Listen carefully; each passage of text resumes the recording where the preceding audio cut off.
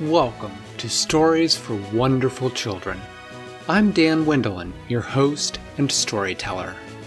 For years, I improvised a new bedtime story for my children every night. Now, we would like to share the recordings of the best of those stories with you. I hope you enjoy my Stories for Wonderful Children.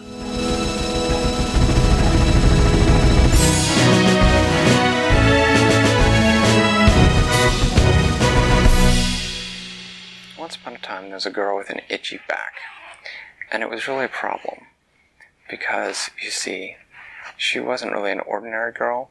She was a mermaid girl, but she was the sort of mermaid that does not have any arms or legs. She had flippers for everything.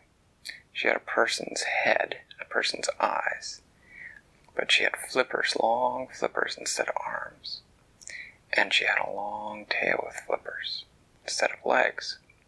And those were great for swimming in the water. That kind of mermaid is one of the fastest things in the ocean.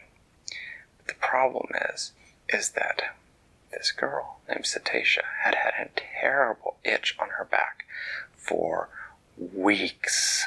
And if you have flippers, you can't scratch your back. And if all your family and friends have flippers, flippers are just not good for back scratching. And so after 3 weeks with this terrible itch, Cetacea went to her father and her mother, and she said, "Mother and Father, it is time for me to go and do a little exploring." And they said, "What are you exploring for?" And she said, "I'm exploring for something to scratch my back." And they said, "Okay." Stick. And so... Maybe I can hold that. And so first she went to a coral reef, because she thought maybe she'd find a nice piece of coral to scrape her back. But when she... Rub her back against the coral reef. Right, exactly. When she found a piece of coral and she tried testing it by touching it with one of her flippers, she found that it was indeed scratchy and sharp, but it was so scratchy and sharp that she was afraid it would cut her back off if she scratched her back against it.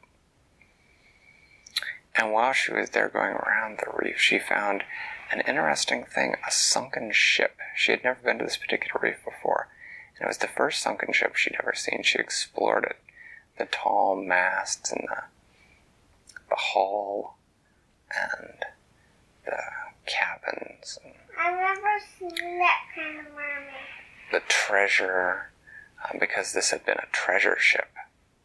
And Some pirates don't want gold, but they want, like, shiny stuff, pretty stuff, necklaces, jewels. So anyway, while she was wandering around there, she found, living in one of the darkest parts of the old shipwreck, an octopus. Well, this particular type of mermaid speaks every language in the sea, and so she spoke to the octopus in his language. She said, "Hello, Mr. Many Arms," which is the correct way of addressing an octopus you don't know personally. She said, "My name is Cetacea." And the octopus said, "Hello, Cetacea. What brings you to my wreck?" And she said, "I'm looking for a place to scratch my back." And he said, "Oh, well, here, I can scratch your back." And she turned, and he kind of scratched her back. And he said, "You know there's something stuck on your back." He said, "Right where it's itching." And she said, "What is it? Can you see?" And he said, "No." And she said, "Can you get it off?" And he said, "No. My tentacles are good for a lot of things, and I can scratch, but I can't, whatever it is, it's sort of stuck there. I can't pick it up." And Why don't you tell us what it is? so she said, "Okay, well, do you have any idea who might be able to get it out?" And he said, "The people who made this ship have clever fingers." He said, "I'm sure they could get it out for you."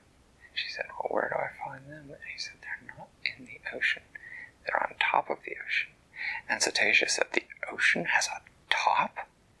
And the octopus said, "Yep." And she said, "Well, I'm going to investigate this." And so she began to swim up. And she noticed the water getting lighter and lighter and lighter. And then she saw the hull of a boat up above her. It wasn't a big ship like what she'd seen. It was a small sailing boat. And she reached the top, and there in the boat she could see of the water. She could see people. She could see a family with 2 little boys who were not that young, probably about 9 or 10, which was a little bit younger than Cetacea. She swam up to the boat and she said, "Hello, hello, hello, hello, hello," in every ocean language that she could. And finally, one of the things that she had said brought one of the boys to look over the edge of the boat and said, "Well, hi." He said, "I'm William. What's your name?" And she said, "My name's Cetacea." He said, "What are you?" And she said, "I'm a mermaid." And he said, "No, you're not. I've watched The Little Mermaid, and I know that mermaids have arms, and they wear swimsuits, and they have hair, and you're green all over, and you talk, and you have a face, but you don't have hair, and you just have flippers all over the place, so you're not a mermaid. You must be something else." And Cetacea said, "Well, that shows how much you know. I'm not that kind of mermaid." And William said, "Oh, there are different kinds?" And she said, "Of course there are." And he said, "Well, what are you doing up here?" And she said, "Well, I've got an itch on my back. Can you see what's back there?" And she turned, and he leaned way out over the boat to see. And he leaned out so far over the boat that he fell in with a sploosh. And he sputtered and had to climb up out of the boat. And his family came over and were drying him off.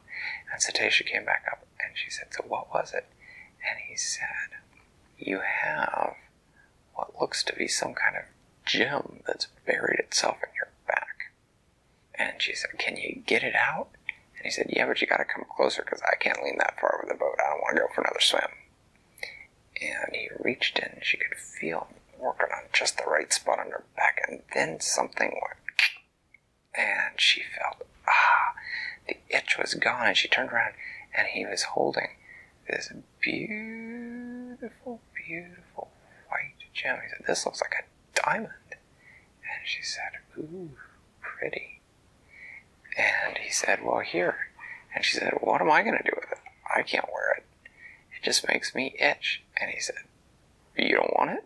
And she said, "No, you can keep it. I got what I wanted. My back doesn't itch anymore." And she flipped her flippers and swam under the waves and was very happy. And William was also very happy because he had the diamond.